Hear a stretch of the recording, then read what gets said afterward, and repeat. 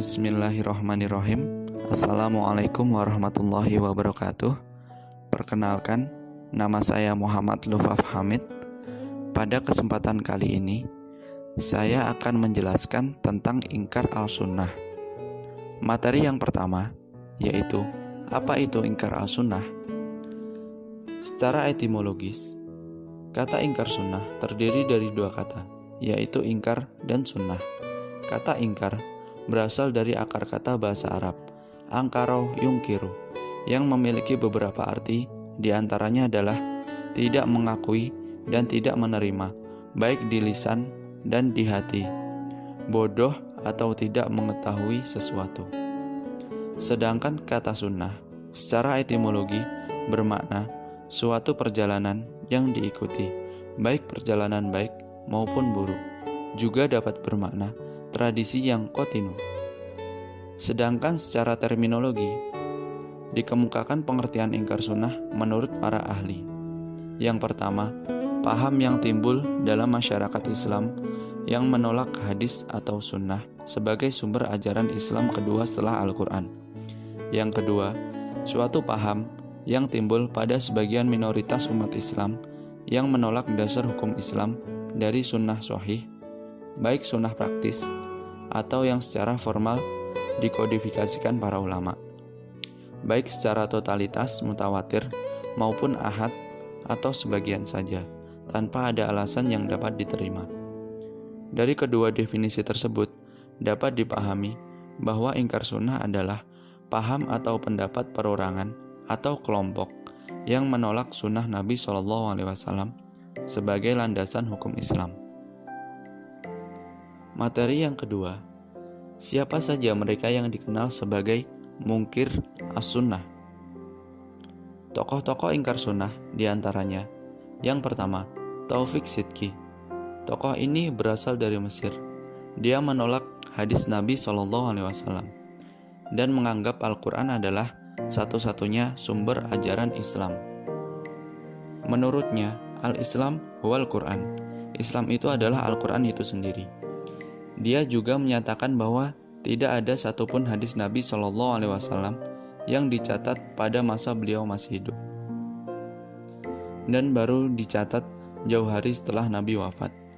Karena itu, menurutnya memberikan peluang yang lebar kepada manusia untuk merusak dan mengada-adakan hadis, sebagaimana yang sempat terjadi. Namun ketika memasuki dunia senja, tokoh ini meninggalkan pandangannya dan kembali menerima otoritas kehujahan hadis Nabi SAW. Yang kedua, Rashad Khalifah. Dia adalah seorang tokoh ingkar sunnah yang berasal dari Mesir, kemudian menetap di Amerika. Dia hanya mengakui Al-Quran sebagai satu-satunya sumber ajaran Islam yang berakibat pada penolakannya terhadap hadis Nabi SAW. Yang ketiga, Ghulam Ahmad Parvez. Tokoh ini berasal dari India dan juga pengikut setia Taufik Sidki. Pendapatnya yang terkenal adalah bahwa bagaimana pelaksanaan sholat terserah kepada para pemimpin umat untuk menentukannya secara musyawarah, sesuai dengan tuntunan dan situasi masyarakat. Jadi menurut kelompok ini, tidak perlu ada hadis Nabi SAW.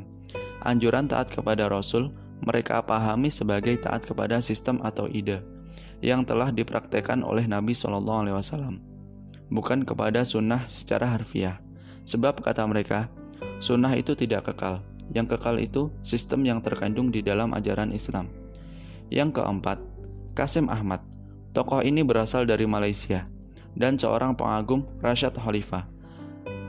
Karena itu, pandangan-pandangannya tentang hadis Nabi SAW sejalan dengan tokoh yang dia kagumi. Lewat bukunya, Hadis sebagai suatu penilaian semua, Qasim Ahmad menyeru umat Islam agar meninggalkan hadis Nabi SAW. Karena menurut penilaiannya, hadis Nabi SAW adalah ajaran-ajaran palsu yang dikaitkan dengan hadis Nabi SAW. Yang kelima, tokoh-tokoh ingkar sunnah asal Indonesia. Tokoh ingkar sunnah yang berasal dari Indonesia adalah Abdurrahman, Muhammad Irham, Sutarto, Lukman Saat, Ahmad Sutarto, Nazwat Syamsu di Padang, Sumatera Barat, Dalimi Lubis dan Sanwani, Pasar Rumput, Jakarta Selatan. Materi yang ketiga, mengapa mereka sampai pada keyakinan itu? Sebagai suatu paham atau aliran, ingkar as-sunnah klasik ataupun modern memiliki argumen-argumen yang dijadikan sebagai landasan pemikiran dalam mempertahankan faham mereka. Argumen yang mereka kemukakan terbagi menjadi dua, yaitu argumen nakli dan argumen akli.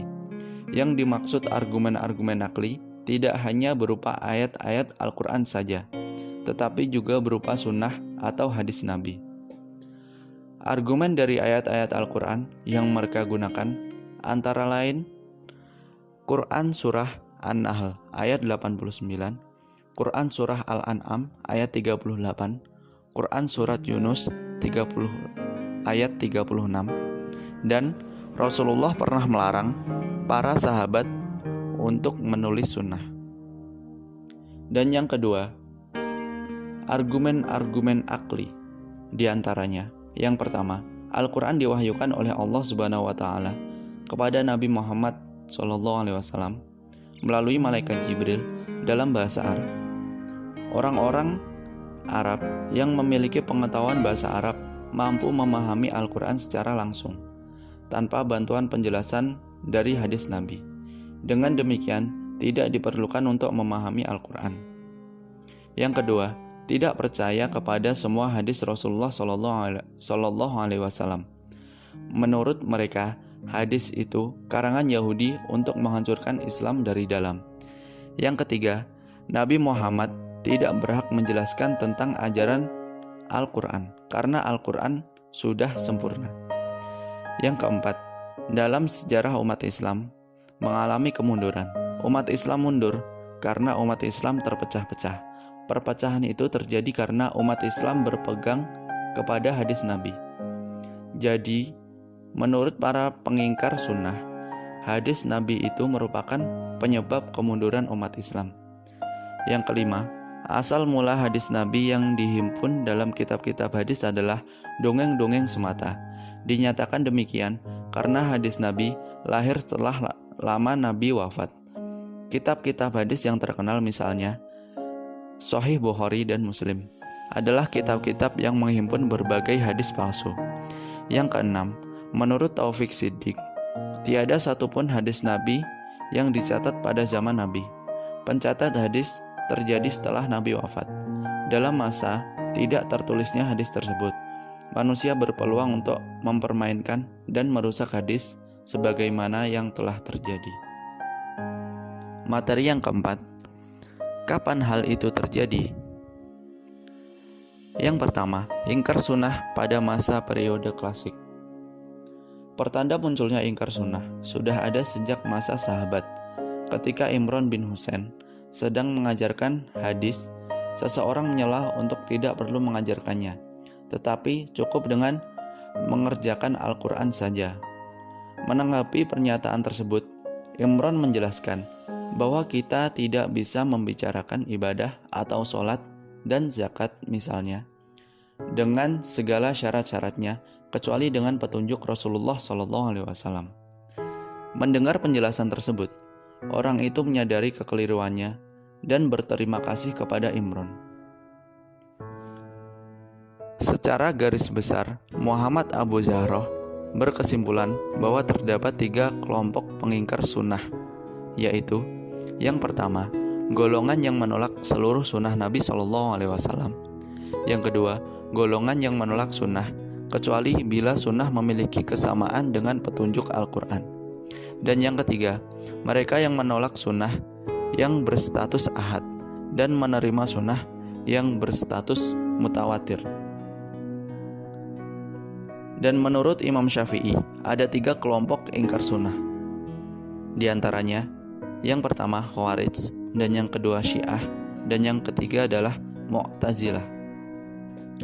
Sedangkan ingkar sunnah pada masa periode modern, tokoh-tokoh kelompok ingkar sunnah modern muncul pada akhir abad ke-19 dan ke-20. Argumen yang mereka keluarkan pada dasarnya tidak berbeda dengan kelompok ingkar sunnah pada periode klasik. Materi yang kelima, di mana peristiwa itu terjadi? Yang pertama, pada periode klasik. Pada periode ini, ingkar sunnah berada di Irak, Basrah. Sedangkan pada periode modern, terjadi di beberapa tempat berdasarkan tempat para tokoh masing-masing, yaitu Ghulam Ahmad Parvez dari India, Taufik Sidki dari Mesir, Rashad Khalifah, kelahiran Mesir yang menetap di Amerika, Qasim Ahmad dari Malaysia, dan tokoh-tokoh ingkar sunnah dari Indonesia. Materi yang keenam, bagaimana ingkar sunnah itu muncul dan bertahan. Pada awalnya Rasulullah SAW pernah melarang para sahabat untuk menulis sunnah, sehingga menimbulkan perdebatan yang tidak dapat disejajarkan dalam Al-Quran. Maka dari itu, mereka mempunyai argumen-argumen tersendiri. Mereka berpendapat bahwa agama harus dilandaskan pada suatu hal yang pasti. Apabila kita mengambil sunnah, maka kita tidak mempunyai landasan yang pasti. Sedangkan Al-Quran merupakan landasan yang bersifat pasti, lengkap, dan tidak memerlukan penjelasan lagi. Oleh sebab itu, ingkar sunnah dapat bertahan karena muncul bantahan-bantahan yang tentunya untuk membenarkan akan kekeliruan pemahaman terhadap hadis dan segala kesalahpahaman. Itulah yang menyebabkan ingkar sunnah dapat bertahan lama, karena tidak bisa disalahkan maupun dibenarkan, karena mereka mempunyai argumen yang cukup banyak, dan semakin lama anggotanya pun juga semakin bertambah. Mungkin itu saja dari saya, kurang lebihnya mohon maaf. Wabillahi taufiq wal hidayah, waridho wal inayah. Wassalamualaikum